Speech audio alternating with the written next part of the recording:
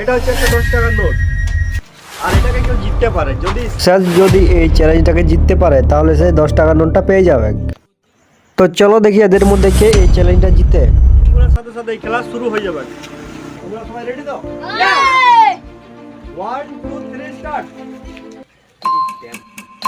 তো খেলা শুরু হয়ে গেছে। যে সবচেয়ে লাস্টে এই ইটটাকে ছাড়বে সে হবে এই খেলার উইনার। কেমন লাগছে? এটা খুব হালকা। এটা খুব ভারী, আমি লাচ্ছি। এটা খুব হালকা, অনেক সহজ। 1 মিনিট হয়ে গেল, এখনো পর্যন্ত কেউ হার মানছেই নাই। তো প্রথমে হার মানেছে কার্তিক। তুই বলতে চাস? না, আমি এটা বলতে চাইনি। গাইস, আমি হার মানে নিয়েছি। গাইস, আমি জানতাম আমি হারবো, মানে জিতবো না, তার জন্য আমি হারে গেলাম। पहचाना मुझे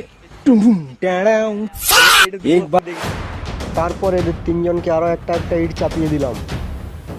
তার কিছুক্ষণ পরে আর একজন হার মেনে গেল। বাকি আছে এই দুজনকে আরেকটা করে ইট চাপাবো। তার কিছুক্ষণ পর আরেকজন হার মেনে গেল। তো আমাদের এই খেলায় উইনার হয়েছে রোহিত। প্রথমত এই পেয়ে যাবে পুরো কড়কড় একটা 10 টাকার নোট।